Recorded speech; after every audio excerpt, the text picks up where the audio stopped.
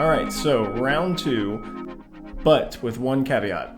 It's actually the same day. So I didn't plan on doing this in the same day, but in the first round, I was on my lunch break, and now I'm kind of getting near the end of the day. I've got a beer, and I start thinking, man, I kind of want to jump back in and just kind of see what's up, you know? So let's do it again. Let's do 20 minutes. Let's see what the hell happens. All right, let's go.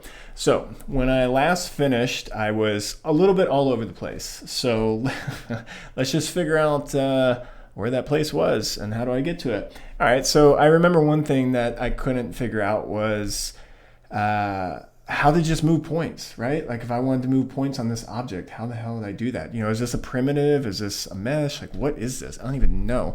So I guess one of the easier ways to figure that out is to go to, well, if we wanted to see, right, the mesh, the wireframe. So how do we even do that? So how do we switch like our viewports? So like in C4D, you got your viewports and everything. So let's go cube. Oh man. Grease pencil, that looks fun, but it's not where I need to be right now for just getting into the program.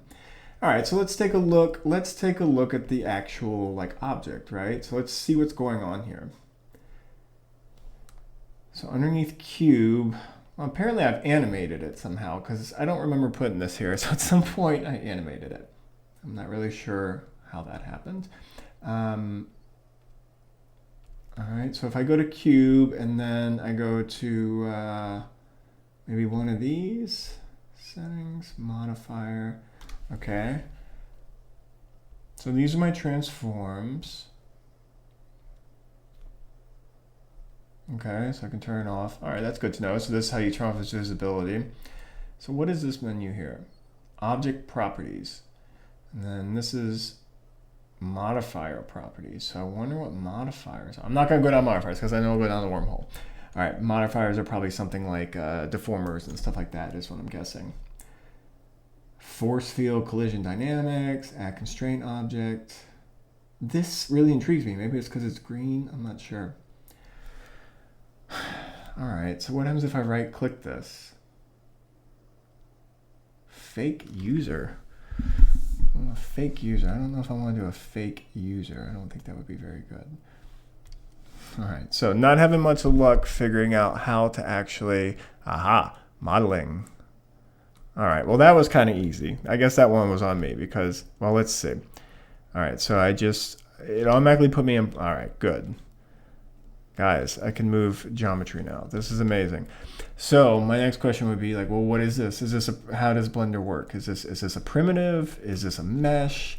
Because one of the things because I'm not a modeler, I never have been, I don't claim to be, is I like primitives because I mess things up a lot when I'm modeling. So is this a primitive? Is it a mesh? Like how does Blender work with that? So, man. All right, so we got that. So we got our points. So how do we select? All right, here we go. Points, edges. All right, so this is making sense. And then once again, my world space is messed up. So I want to be in like the normals direction. So learned this on the last time. Let's do normals. Actually, maybe we want to do local. Yeah, local. So do local. Look at that. We're already learning. Look at that. I'm able to remember what we learned about anchor points up here. Now, if I could only learn the shortcuts. So that's cool. So there's your edges. And then if I want to scale it in, just scale it in. Okay. Now I don't remember when I started. We'll say I started at 5 o'clock, somewhere around there. So we'll go to, not 5 o'clock. What am I saying? Like 5:10 maybe. So we'll go to 5:30. All right. So that's good. I figured that out. So we're with modeling. Let's just stay with modeling. So I got this. Now, whenever I see a polygon face, the first thing I want to do, well, I'll tell you one thing that's bugging me is that I know we're in edit mode right now, but I'm kind of a little bugged that this thing is crooked right now. So let me go back to object mode. See, it's starting to flow already. And let's just reset this out to 0 because I don't know. I just don't like it being like that. All right, so let's go back to edit mode. I'm going to go back to edit mode. I'm in here. Now when I see a polygon, I instantly want to bevel and extrude it and yeah, stuff like that. So here we go. So automatically, one thing I'm noticing about this program is that it's contextual. Like based on what you have selected, it seems to just kind of automatically switch to like different menus and stuff, which is smart. Yeah, it's kind of how it should be. So let's go ahead and go to okay, so instantly I drag because that's what I'm used to, but that's not working. Okay, so I'm in bevel. What do I do here? Cut into select shortcut Control B. Okay, it's not working though. I mean, I would assume if I'm in the bevel tool and I just click and drag, it wouldn't make a damn rectangle. It should. Maybe I have to be on this? No. I'm still curious about this animation, how I actually did that. That's a strange one. All right. Well, let's see if maybe this one works better. Okay, so for some reason this one works. Now this is like the I will say this is a little janky when I try to pull it in to be like really small. It doesn't really want to. It's not very fluid. It doesn't want to do that as you would expect it to. So if I just go again, does it keep? Yeah. Okay, so this works how you expect it, where it just keeps going down, down. But if you can see, I'm trying to like move it in, and it doesn't really work. Not like you would want to, right? Ah, okay. So I just held Control. Okay, wait a minute. Fuck. All right, select this. It's also doing this thing where it drags it out, which I'm sure is probably pretty cool, but right now it's not really helping me. Anyways, I'm trying to bring it in and like it won't go down. Like I want it to go small, small, small, but it won't. So then I was like, oh, well maybe Control will do something like that. And watch what happens when I hit Control.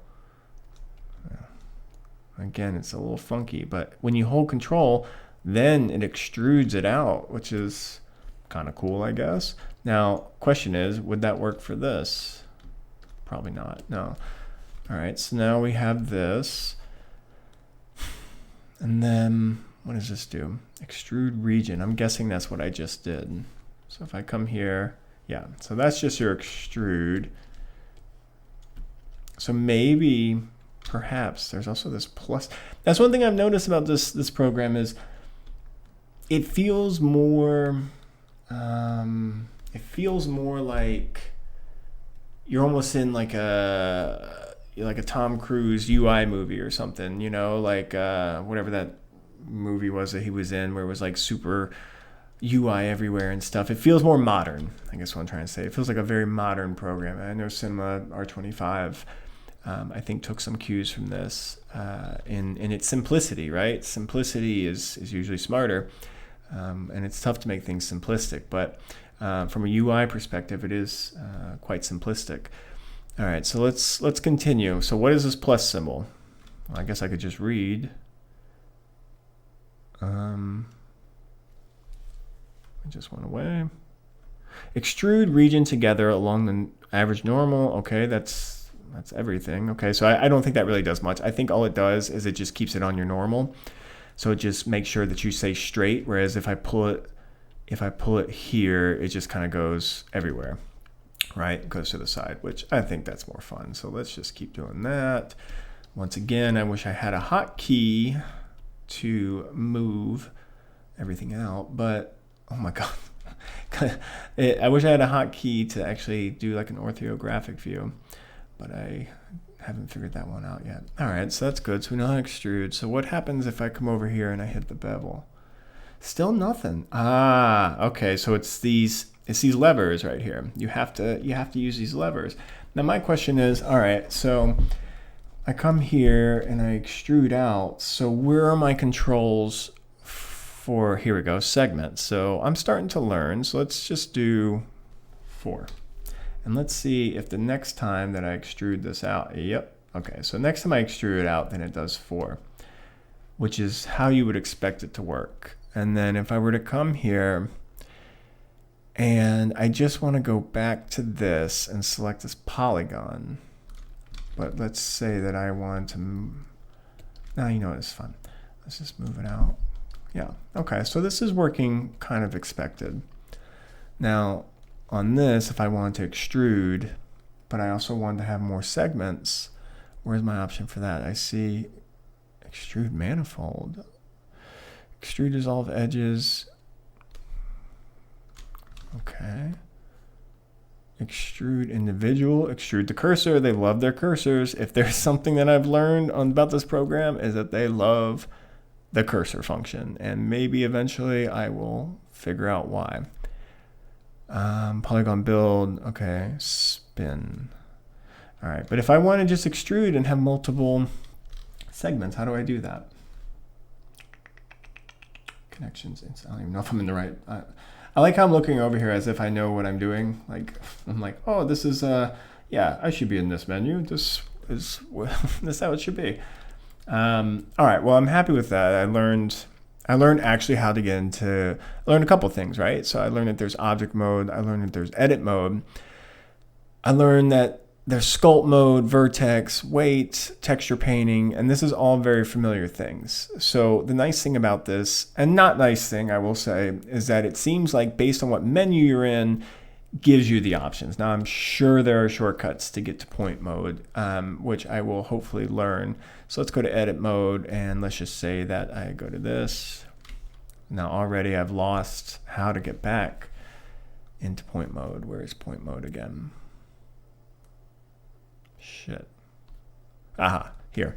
So I wonder if I just hover over this, select vertexes, shift click for multiple modes, contact click for contract selections. I don't even know what that means. Oh, it's probably just like if you want to, I see. So it's like if you just want to do like one at a time versus shift. So if you hold control, it's like normal. So if you hold control, it'll, if I'm understanding this correctly, if I hold control or shift, okay, so shift actually gives you that, and then if I control click, it gets rid of it. So shift looks like it adds it, and control minuses it, at least for my first impression of it.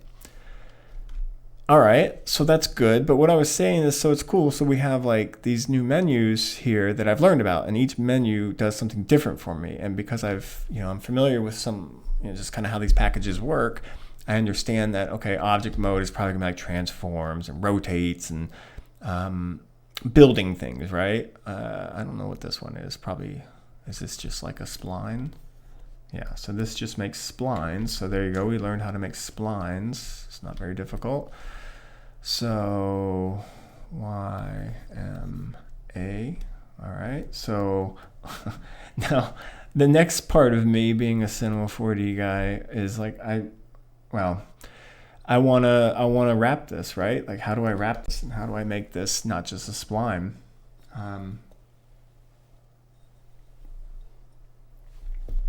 So how do I actually make this? Let me just close this really quick. How do I actually make this into actual geometry? And I'm guessing that's probably a bigger topic that I need to tackle now, but it does interest me. Those things. It's like, oh, yeah, how do I do that? All right, so let's move on. So we got this weird looking ventilation system here that we've just made. And we still have our lonely camera out here. So what is this camera doing too? We still never figured that out. You know what? Let's go back and figure out the camera. We got 5 minutes to figure this out. Can we do it? All right, let's go back to the camera. Now, it's been about 5 hours since I last recorded the last video. So I have to even remember how to get back to the camera. So let's go view cameras, active camera. Okay, cool. So if you remember when we were here last, I was able to do this and I was able to go in and out, but what actually wasn't happening is the camera wasn't actually moving. If we went to, once again, something that we learned, if we go to viewport, or no, where is it? It's not muscle memory yet. Cameras, view regions, area, that's where it was, area, toggle quad view. So if I come here and I scale in and out, you'll see that the camera isn't actually moving unless I do this. So how the hell do I get it to stick, right? Because as soon as I do this, I come out of the camera. So now I need to, oh my God. How do I get back in this camera without having to go up to this menu again? Can I just say camera? Aha. All right, so if you just, that's good to know. All right, so if you just go, all right, so if I'm here and I just want to switch this from top to bottom. All right, focus on the camera. If I click here, it gets me into the camera. Now, if I want to make this full screen, there should just be a damn button to do it, but there's not. Plus? No, that's the same crap. All right, so what we were trying to do before is we were trying to lock this camera. So when I move it like this, it actually moves the camera. I don't know how to do that. And I hope that all of you people that do are yelling at me right now saying like, is that button on the left or the button on the right? Because I would really like to know how to do it, but it's kind of fun to learn it as I go. So options, transform, no, that can't be it. Camera.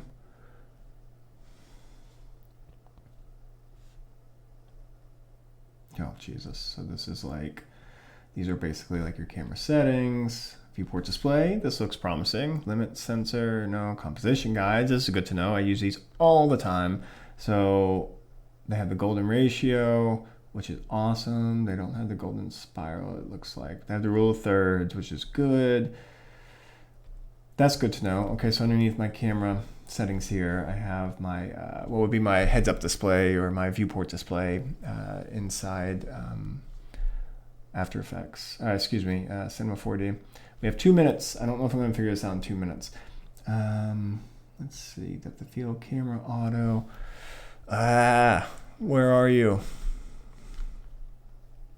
Window, screenshot, let's go help. Layout, modeling, UV edit, maybe animation.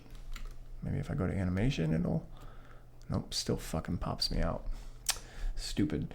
All right, I don't like that feature. I'm just going to say that right now. That's a dumb feature. You shouldn't have to click an extra button when you're looking through a camera to lock it. I think that's a dumb feature. Sorry. What's this do? More 3D cursors. Magnet, that looks promising. Snap, okay, so there's your snap, snapping. Object.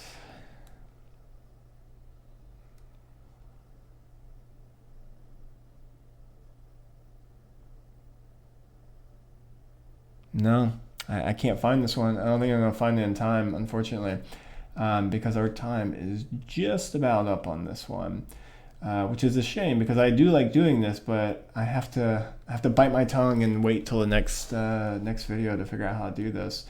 But I really would like to know how to actually do this, and I'll just go ahead and let you know that I will not be reading comments because I don't want to know how to do this stuff. I want to learn how on my own. That's kind of that's the point of everything, this video. So thank you if you are going to be posting how to do it, but right now for me, I won't be reading them, so sorry in advance.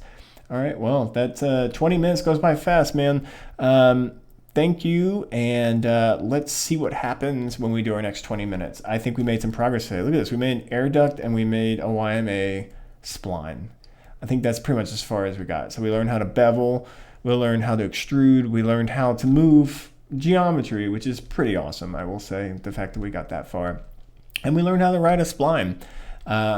So I think those are all really positive things. You know, those are big things that you need to know. I mean, they're pretty important. So, all right, let's see what happens on the next one on round 3.